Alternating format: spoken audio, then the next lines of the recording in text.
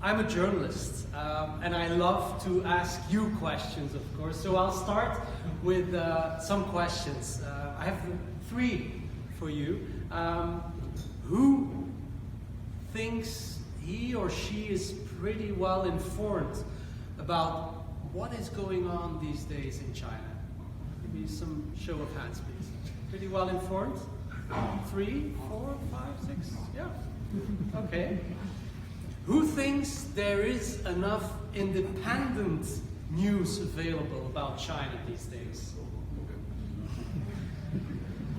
No one? Nobody? Okay. Okay. And can anyone tell me the number of journalists imprisoned in China today? 10,000. Just the number. Just, yeah. 10,000. Oh, that's a lot. Okay. No, it's not that bad. Okay, I have some numbers for you. Right now, 47 journalists are imprisoned in China. Only Turkey is doing worse. According to the World Press Freedom Index, China today ranks on spots 176 on 180 countries. Only countries as Syria and Turkmenistan and North Korea are doing worse according to that list. And last year, China received the not so honorary title of being the worst abuser of internet freedom of 65 countries worldwide. So the question is, how did China get there? What is the direction of the country if we think about the future of critical journalism? Because that's why we're here, right? I'm supposed to be a critical journalist, and I'm figuring out that you are also interested in this. Over the next 40 minutes, I'm going to share with you the backstory of being a journalist in China. I've spent there 5 years. I raised there 2 kids. My wife spent 5 years there too. She's present here tonight. The backstory of being a journalist in China, but also how it's getting worse to be a journalist, and how it's getting worse to do our jobs over there, why this is happening, and most importantly, what it means, not only for Chinese society, but also for the people, people like you, people in the rest of the world. So first, I want to tell you about my own experience, how I started there when I was living in China, from Beijing. That was my headquarters over there. I was there from 2007 to 2012, the golden years of China, as some of them, some people consider that as a golden period. And a student at Stanford University he confirmed that it was for him the best years of China recently. And then secondly, what has been happening after 2012? As Chinese leadership has been changing, also the working conditions for us journalists have been changing a lot. And I'll explain you how and why we are more and more being limited in our jobs, how the Chinese government is expanding its overall control and censorship. And thirdly, we'll try and have a glimpse at the future, how technology and artificial intelligence is more and more being used to control journalists and Chinese society overall, how the country is becoming what some people describe as a sort of digital dictatorship. Is it right? Is it wrong? And how this could not only affect Chinese citizens, but also people living in other countries which are becoming more and more dependent on Chinese money and Chinese technology, of course. And after this, we should have time for some questions, as Christoph mentioned. So let's go back, I'd say 15 years ago, to my first year of reporting in China in 2004, after covering Russia as a correspondent after covering Eastern Europe, I decided to focus more on China. Because, remember those days, of course, the country was more and more opening up. It became a growing economic superpower thanks to the experiment of Deng Xiaoping. And yeah, as a sort of cherry on a cake or a carrot on a stick, as you like, China was promised it could organize the Olympic Games of 2008, remember? The ultimate reward, as you would say. So when I wanted to report from China in 2004, I got two options. First, I could enter the country and report in the country disguised as a tourist. Or second, I could choose an official permission to work there as a journalist with an official accreditation. And the first option was the most easy thing to do, I have to admit, without all the administrative trouble you had to go through, and even more importantly, you were much more free as a journalist without all the hassle. And I must admit I did it several times like that with my cameraman, but yeah, this was not without a risk, of course, because yeah, you could always be caught and thrown out of the country and never allowed to be back in. And that is, of course, very bad if you want to have, if you want to report about that country. So that meant that I always got at least one minder or a government agent during my reporting trips to China. And these minders, they controlled everything I did back there. They directed, they reported everything to their superiors. And on this picture, I guess you can figure it out. It's the guy on the left. That was my minder, and he never lost me out of his sight. And that also meant, of course, that I was not as free as I wanted to ask the questions that I wanted, and see the people that I wanted to see, take the pictures also that I wanted. I was not allowed to do that. I was much more limited, and that was so frustrating, of course. But you, yeah, in a way you learn to live with this. And on a side note, I experienced the same thing in North Korea while I was reporting from there. And yeah, compared to North Korea, I can assure you China is absolutely a paradise. Trust me.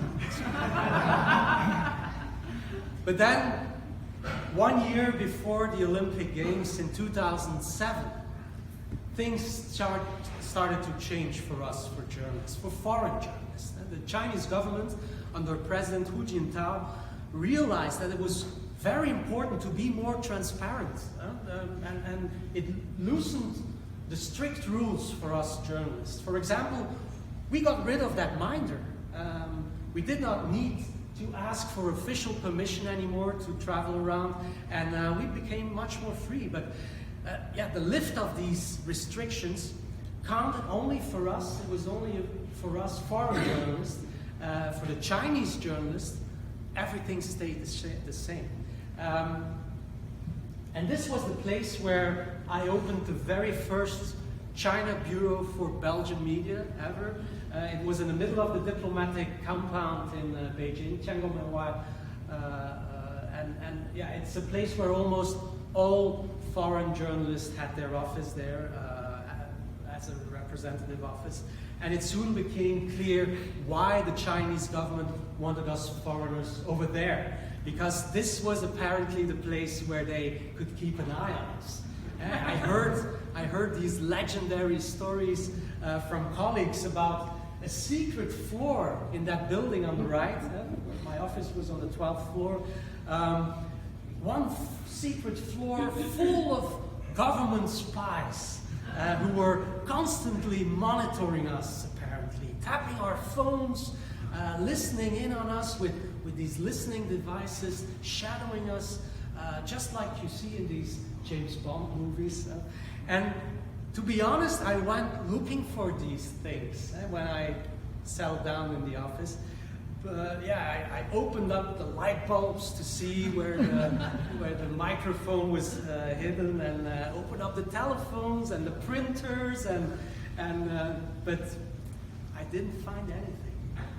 I couldn't find those listening devices, so I even couldn't find that secret floor. I saw an empty floor, but there were no spies anymore. But we all assumed one thing, that in fact it was happening. We assumed that our phones were being tapped, because it always took a few clicks and a few seconds before we could reach somebody else on the other line, on the other side of the telephone. I'll tell you a story about that later on. Also, our emails were being monitored, but these early days, yeah, we could still use Twitter, 2007, 2008. YouTube was still available. Facebook, we didn't need a VPN, a virtual private network, as you would need them today. Although the internet restrictions were tough. Then Chinese President Hu Jintao really believed that the internet, yeah, could help his economic reforms and build a better relationship with the West. But then in 2008, the year of the Olympic Games, things started already to change again. There were these protests of Tibetan monks, for example, something that made the central authorities in Beijing very nervous. Or remember those street protests in the western province of Shenyang, where the Uyghurs are living, where the Muslims are living. And when foreign news TV channels were reporting about this, they were often suddenly cut off. The TV went to black, and pages in foreign news magazines that reported on these subjects were, these pages were torn out of these magazines. They were ripped out. So Chinese authorities also started to block foreign social media those days, like YouTube, Facebook, and later Twitter. And when reporting about the protests in Tibetan region, my crew and I were also detained for several hours for the first time. It was my first experience. And gradually we realized that the lift of these restrictions was only temporary. And that became even more clear when tragedy struck. The earthquake of Sichuan in May 2008, that was really a turning point. 70,000 people got killed. Remember, 70,000 people. It didn't get as much of attention here in Western media, but it was a huge tragedy. Among them, many school children. This is one of the pictures I took. These parents, after hours of searching, they found their son, the lifeless body of their son in the rubble. Parents became furious that time at local officials, and because of the whole corruption scandal, these schools collapsed because of this corruption. And the central authorities, of course, they feared massive protests, and with the Tiananmen tragedy of '89 still fresh in mind, of course. So they decided to clamp down on everything, not only on us journalists, but also on the parents, expressing their grief and their anger. Again, we were detained several times. It's something that I really learned time after time. As soon as the authorities were under fire, or when social upheaval could disturb that precious social harmony in the country, it becomes more and more difficult for us journalists to do our job. Chinese authorities wanted that we show the faces of heroic rescue workers, that the selfless dedication of these people, and not those faces of the desperate parents who were angry at their own government. So after these almost flawless Olympic Games in Beijing, many of us didn't expect really that the clock would be turned backwards again, but it happened. And unfortunately, my crew and I were the first journalists, the first foreign journalists, who experienced this the hard way, literally.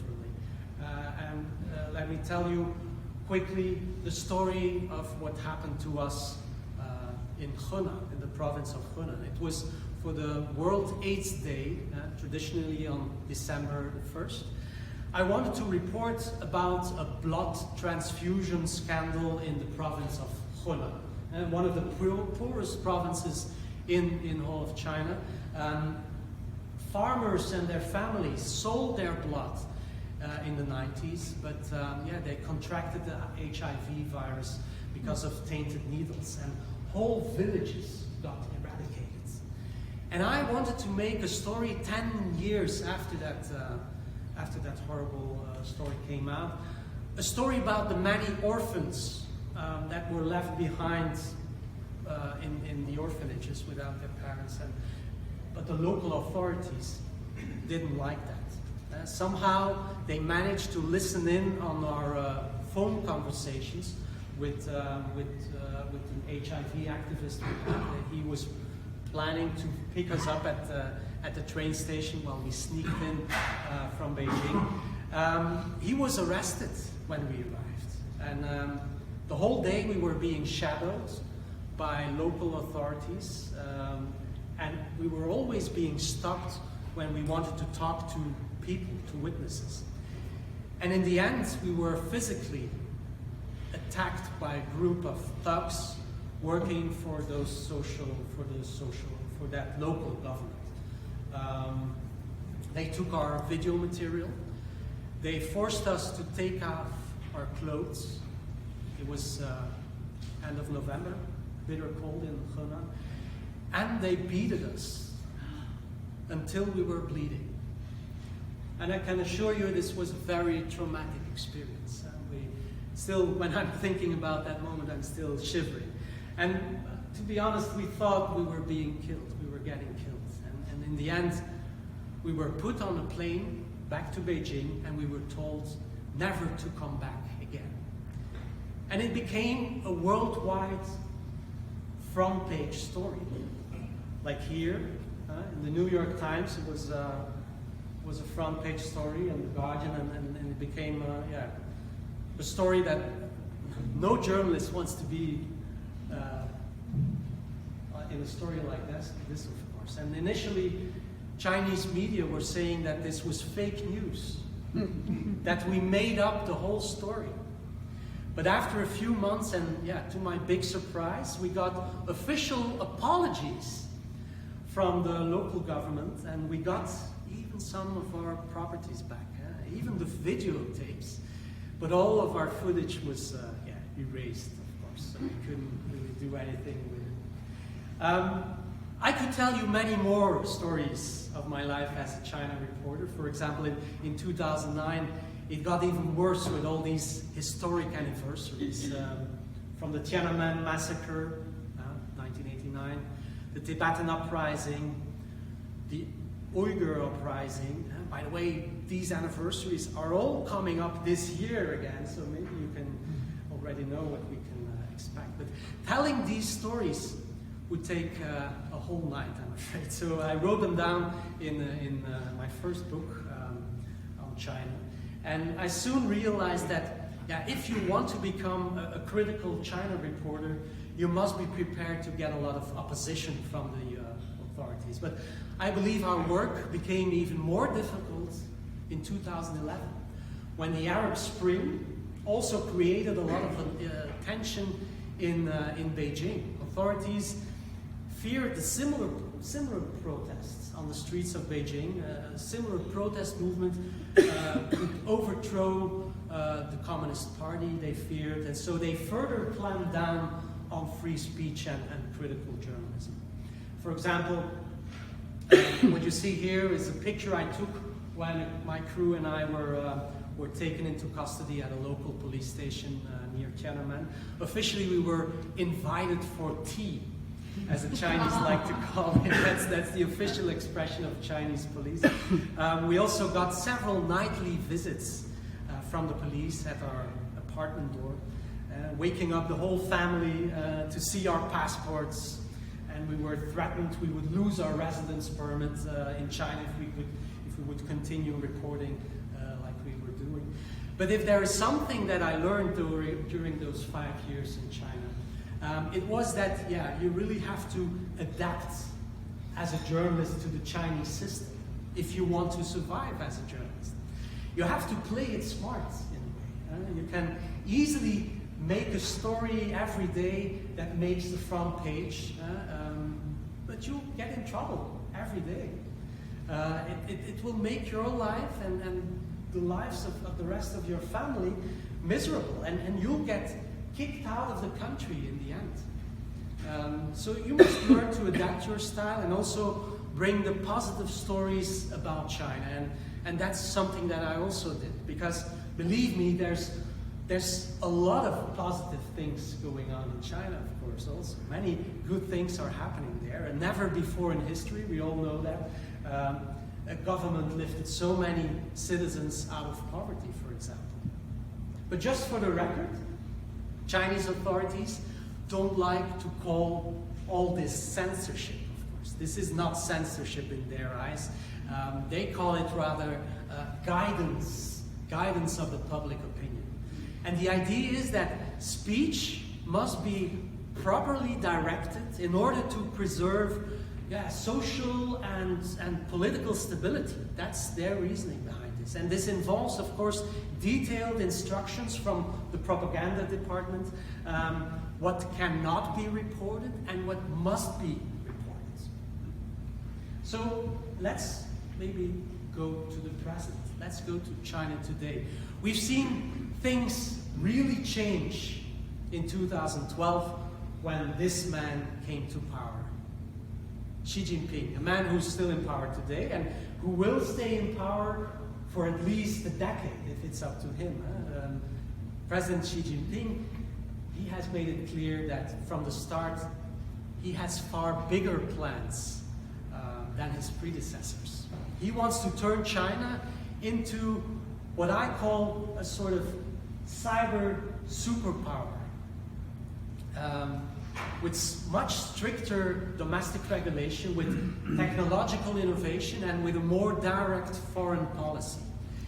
And in 2013, Xi Jinping became the head of the so-called Central Cybersecurity and Informatization Group, and he established a new agency called the Cyberspace Administration of China. And that's very important, because he gave this administration the responsibility to control online content much harsher than before.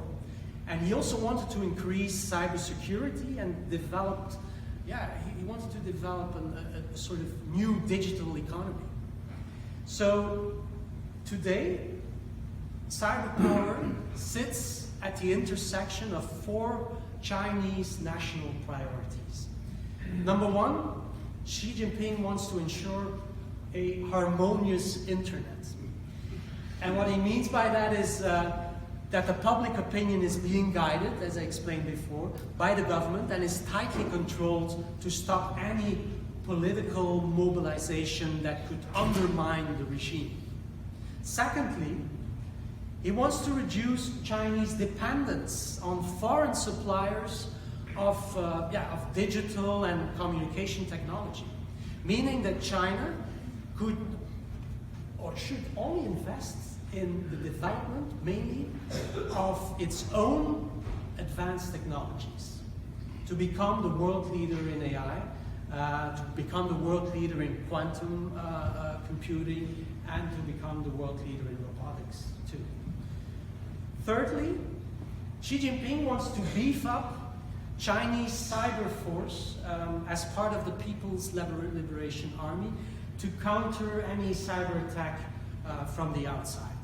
And finally, he also wants to promote so-called cyber sovereignty, which is actually the exact opposite of what the US had been supporting with this global open internet, of course. It means that the rights of individual countries to choose their own path of cyber development is much more important, So China is envisioning a world of national interests, internets, you could say, sort of splinternets, that's even a better word, and government control is justified by the sovereign rights of states.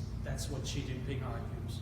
So I guess I will tell you no secret why the support for this technology development has in fact been the #1 thing in the most recent 5-year plan that Xi Jinping has launched in 2016. And Xi Jinping is determined to let technology and science development fuel the Chinese economy the coming years, and the results are already there. We can see that daily. China is gradually overtaking the US with its R&D, and on the middle long term, say 2030, apparently, it is set to become the world leader in artificial intelligence. And AI should in fact become the engine of Chinese economy by then. And by the way, maybe the Chinese in this room will know what this is. This is the Little Red app, as it's called. It's replacing the Little Red Book in China. Officially, it is called Study the Great Nation. It's part of a social platform. It's part of an indoctrination tool, you can describe it like that. And it's also part of a worshipping tool for Xi Jinping. And this is the latest effort by the Chinese Communist Party to bring its propaganda initiatives into the mobile age. And it's now, in fact, the most downloaded app on the Chinese version of the Apple Store, the Apple App Store. And of course, it's collecting a lot of data, of course. And that can help the Chinese Communist Party in the age of AI. So technology is not only being used to monitor and control, but also it's being used to initiate propaganda and to boost his own personal image and his own policies. So his new cybersecurity law came into effect 2 years ago, and I would like to show you how this new policy translates in the daily life of Chinese citizens and the daily lives of us journalists in China. We've now entered what I call the era of total censorship, and the costs are very high. The new cybersecurity law that was introduced a couple of years ago is now being used to intimidate and arrest people with dissenting opinions. It's now being used to crack down on platforms that carry those opinions. It's being used to crack down on companies like Baidu, Tencent, Weibo, and so on. These companies, these big tech companies in China, they all have been fined for violating these new cybersecurity laws. And this new cybersecurity law is also being used to block VPNs, to circumvent government censorship. And even Western companies like Apple already complied with this new law by removing VPNs from its Chinese version of the App Store. And the new law is also being used to kill the online community and to micro-target populations like us, journalists, also lawyers, bloggers, human rights defenders, and so on. And in fact, the Chinese authorities are now using the latest AI, for example, to censor any public online discussion. They can easily remove any picture of sensitive issues with AI, and they now have the ability to even automatically scan subversive images and text rather than solely relying on human censors like they used to do before the AI was introduced. So to see what effect this all has on us journalists, we should take a quick look at the latest report of the China Correspondents Club of Foreign Journalists, a group that is based in Beijing. I used to be a member of the board over there. And in this report, it's called Under Watch, Reporting in China's Surveillance State. Journalists, my colleagues who are living there now and working there now, they confirm that the last year was one of the worst years in history for foreign journalists. Online surveillance got worse. The Great Wall, the Great Firewall of China is becoming stronger and stronger. Phone tapping has also become worse. Real-time intimidation is happening all over. Physical harassment, they experienced a lot of that last year. And so on and so on. And there is less and less room to report from the inside of the country. So it has become more and more difficult to get all these stories out of China also, and to report about them, and tell the rest of the world, like you here in the Bay Area, about what's really happening in China. But for Chinese journalists, things got much, much worse. Chinese media have effectively been totally neutralized almost since Xi Jinping came to power. A former colleague of mine who's still in Beijing, and I talked to him a few weeks ago, formulated it as this: the media in China have become as silent as a cicada in winter. And I really gave up all hope. It's sad, right? It has become so depressing to be a journalist in China that a lot of journalists are just quitting their job these days.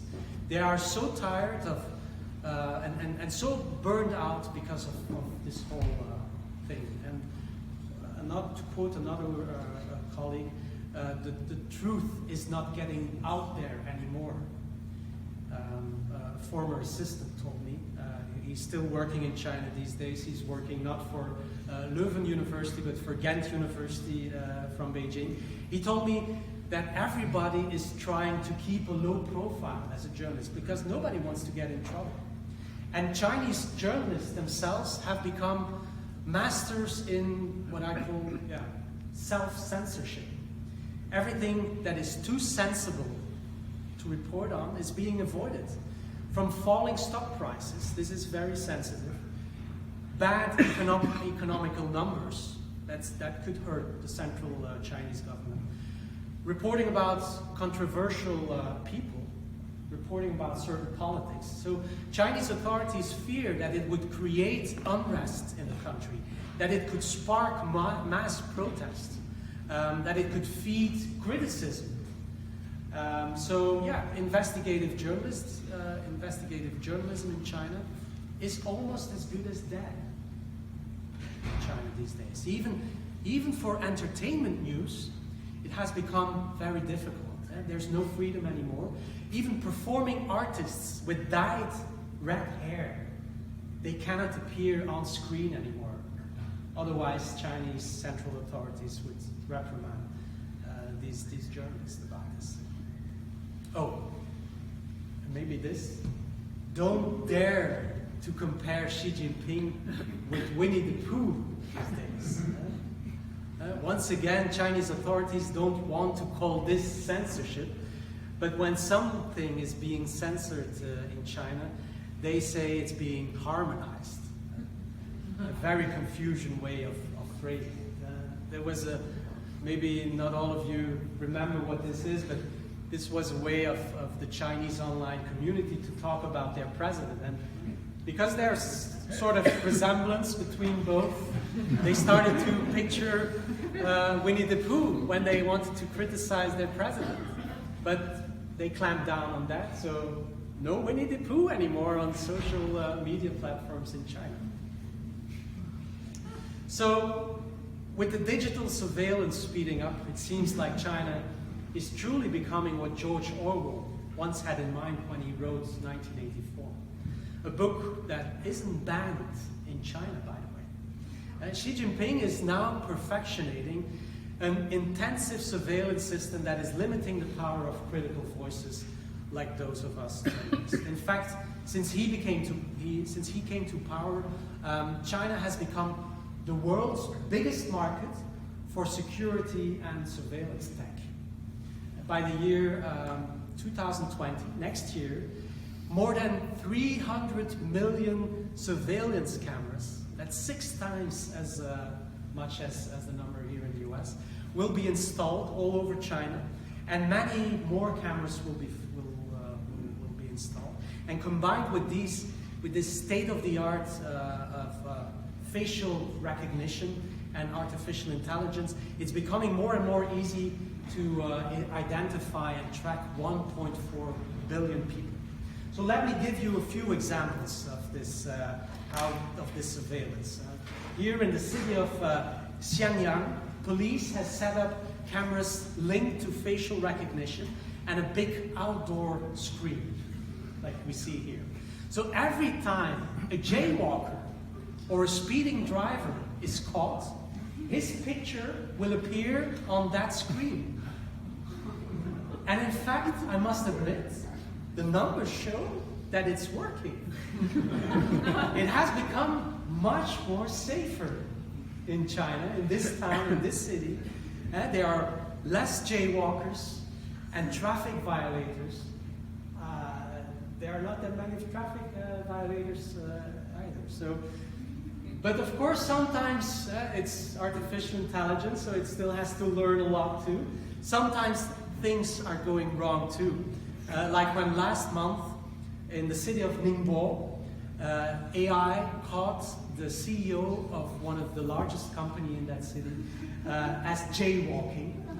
And the AI put her head on a big screen like this here, only that CEO was never on that street.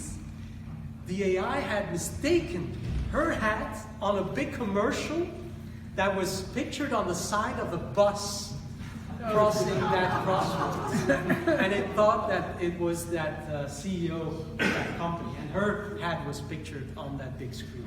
So, of course, this form of public shaming, what we can call, taps into a very Chinese sensitivity.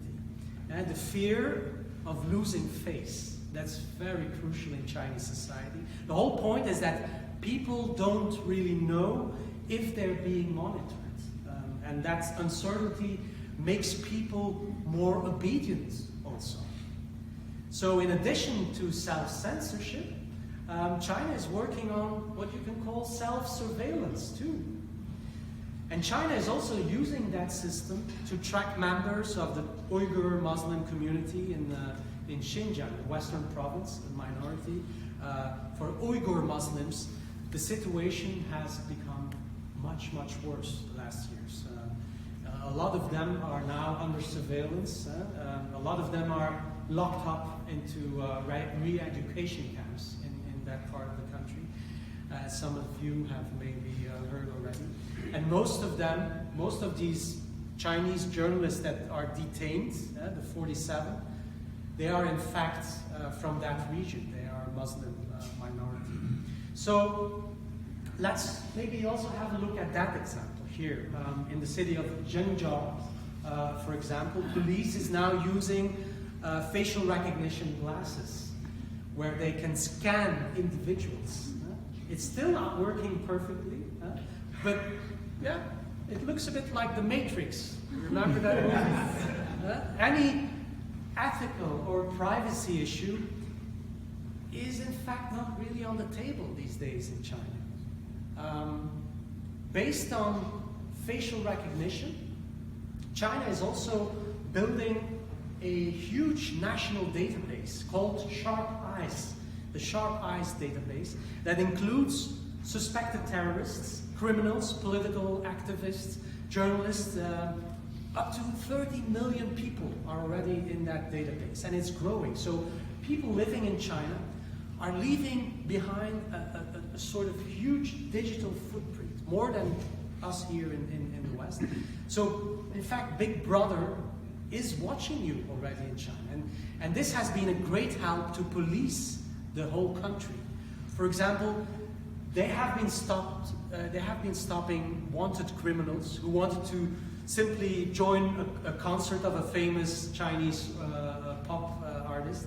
And yeah, it has become a sort of predictive policing model these days. But probably the best and the most infamous example of surveillance these days is the social credit system. You've heard about this, where everything seems to come together. A system that should be in place by next year, in 2020, and it's now being tested in several cities. It's not a uniformed system yet, but it's being tested in several cities around China. And now there's not one system yet, but several. So maybe some of you have also seen something similar in the TV series Black Mirror. But what's happening in China is not completely the same. There's a lot of difference there. But how does it work in China? Well, the system is using individuals' data to grant or deny certain privileges, such as buying an airplane ticket or getting a loan for your house. So you get about 1,000 points to start with, and each time you violate something, for instance, when you get a traffic ticket, you lose points. And you can also earn points, for instance, when you're doing a heroic act, when you're helping your family, and it's in the newspaper, when you donate to charity. So it's also, you can earn points with that. So if you do well, you are rewarded with perks, such as renting public bikes without paying a deposit. You can receive a discount on heating during the winter, stuff like that. So these high-scoring residents are also shown on these big screens as the model citizens. But people who score low are also being portrayed on these screens. So, of course, this will have an enormous impact on Chinese society, also on Chinese companies. And in fact, to be honest, if you look back at Chinese history, this social credit score is in fact merely adding technology onto something that has been in place in Chinese society for a long time already. It's a form of social control that the Chinese Communist Party has been experimenting with already since the beginning, since 1949. Though, yeah, it was focusing more on groups back then, not on individuals like it has been focusing on these days. And for some people, like Chinese journalists, this system already has severe consequences. Let me give you an example. This is Liu Hu. He's a journalist, and he published a while ago an article on corruption. And what happened? He was sued for defamation by the person he mentioned in his article, and the court ordered him to pay a fine to that person he named, and who thought that case was closed by paying that fine. But when he tried to book a plane ticket online, he was notified that he could not do this because he was on a blacklist, apparently. His social credit score became too low to book a ticket for an airplane. So this system of high tech to monitor and punish critical people even more, or some people say, yeah, it's turning China into one big prison even. It encourages people to walk within the lines. There's nothing wrong with that, I think. But it's also shaping the way people think and act. And it's working, as people believe they can only benefit from the Communist Party staying in power. So in fact, the utilitarian approach of AI today is fueling Chinese economy. And many Chinese AI startups are jumping the bandwagon these days. They are supported by government subsidies. Think of companies like iQool, McFi, Yitu, and in return, they can provide data to the government if they are requested so. So it's a two-way system. And you could ask, are the Chinese people accepting all this without any protests? Yes, they are. And for most Chinese people, there is, in fact, little concern. We have to see it from their perspective too. Law and order is something they really cheer on. But to judge public Chinese reaction on things like this is, for us journalists, very difficult, of course, because the media is controlled by the government. So it's a vicious circle. Any atypical voice is being filtered out, so we will never hear any protest against this system. And I believe the goal of Chinese authorities is what you can call algorithmic governance. And this dystopian vision of digital dictatorship that George Orwell once wrote about. It's becoming a reality under Xi Jinping. And for journalists, for Chinese journalists especially, who want to do their job, it doesn't look very good. So with all this in mind, I think it's time for the final part. A look into the future. What does this all mean for China tomorrow? And also for us, for the rest of the world. What's already clear today is that China will not stop with controlling public opinion at its own borders. The approach to control media used to be mainly focused on the domestic audience, but now the strategy of the Chinese government is already becoming more assertive and also becoming more aggressive, and it's being aimed at international audiences too. So the strategy is not only to shape the positive image of China for Chinese citizens, but also for the international public, emphasizing Chinese power, emphasizing generosity of Chinese government in global affairs, and so on. So how is this happening? Well, China has started since a couple of years a rapid media expansion across the world. The past years, it invested not less than $6.6 billion to strengthen its global media presence worldwide. Under Xi Jinping, propaganda has become big business. And it's in fact a very smart strategy. And we all know that a lot of media these days in the rest of the world, in the US, in Belgium, in all Europe, media are struggling to survive because of less advertising. The online platforms are taking over. So China knows this and is now exploiting the many vulnerabilities of the free press abroad. So let me give you a few examples of this. You've probably all seen these free supplements of the China Daily, the official Chinese newspaper in English, in some of the big international newspapers, like the Washington Post, even the Washington Post. In Belgium, the Standard or the Morgen are featuring this free supplement. Well, the Chinese government has deals with over 30 foreign newspapers, which they pay enormous amount of money to publish this kind of propaganda. Money that the suffering newspaper industry abroad is, of course, accepting. They need that money. So the international media crisis is actually a good case for China. China is also training foreign reporters who got tired to be fired in their own Western media company or being underpaid in their own country. So China is training them to tell a positive story of China. Xi Jinping has also created CGTN, the China Global Television Network. The goal is to tell China's story well, as he expressed it, meaning that it should serve the ideological aims of the state.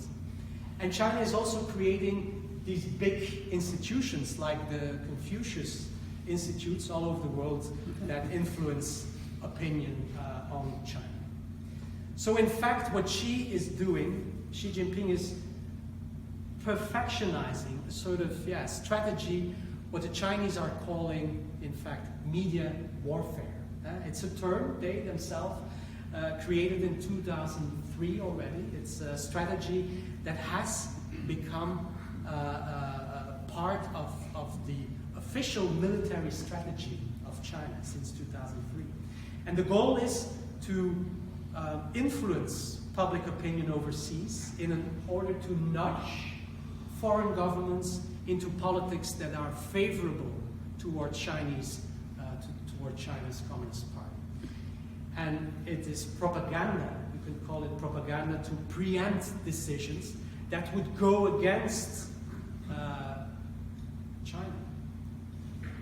An important role in all this will be played, of course, by the so-called digital Silk Road. as part of the Belt and Road Initiative we all heard of probably. And with this digital Silk Road, China aims to control the global digital infrastructure through Chinese companies.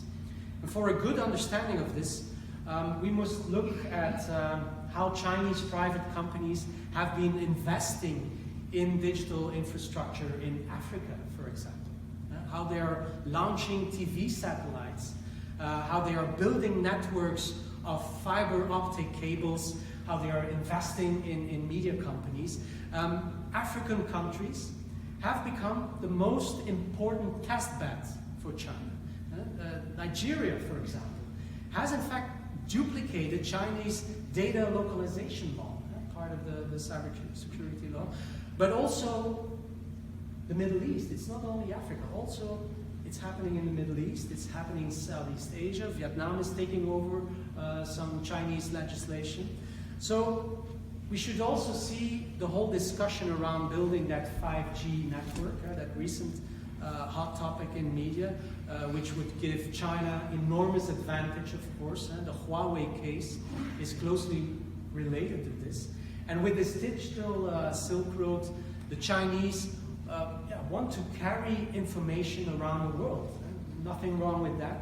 They would not only have an increasingly strong grip on the means of transmission, but also on the means of news production. And there we have to ask ourselves the question what it will lead to.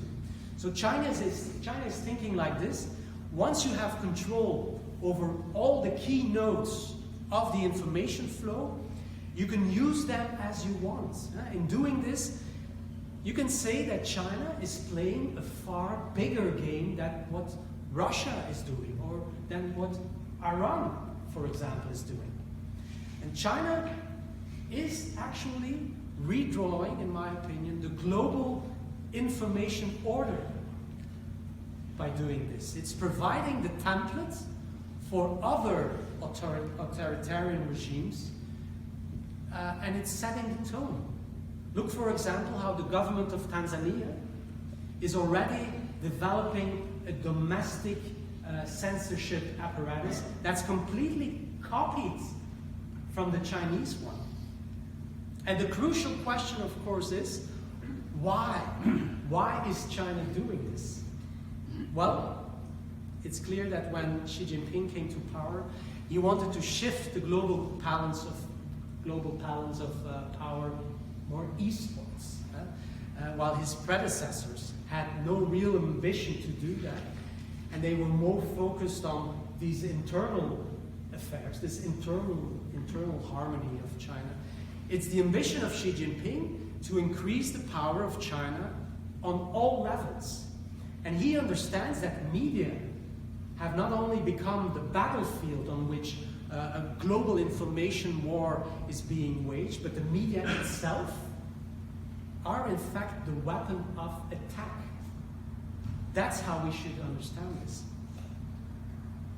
Okay, it's about time to wrap up my talk. I leave some room for questions. I can summarize by saying that the ambition of Chinese leadership today is far bigger than it was before. The world's second largest power wants to become number one, that's clear, and wants to have a discourse power together with its new global stature. And therefore it sees journalistic ideals such as critical reporting and objectivity not only as hostile, but also as an existential threat. Journalism, as we see it, as I see it, is a clear Western value, and it must be eradicated. And that's something Xi Jinping, in fact, said himself. Moreover, he started this personal battle against Western values, and we know this since the leak in 2013 of that so-called Document 9. There was a secret document that lists all the problems created by Western values in Chinese society. And it states that the party's control of the media is crucial if the party wants to survive. That's in that document. Because by all means, Xi Jinping wants to prevent something like this. Remember? The scenario like that of the Communist Party in the Soviet Union under Mikhail Gorbachev, where media freedom speeded up the end of power for the Soviet Communist Party. And the survival of the party in China has become priority number one. And knowing this, if you realize this, it will help us explain what's going on in China. Everything what we see happening today, we should see in that light. Every voice critical of China is being silenced, left without platform, or drowned in a sea of positive messaging. And I compare it with this picture that I once took in the province of Hunan. Everything is put behind a heavy iron gate.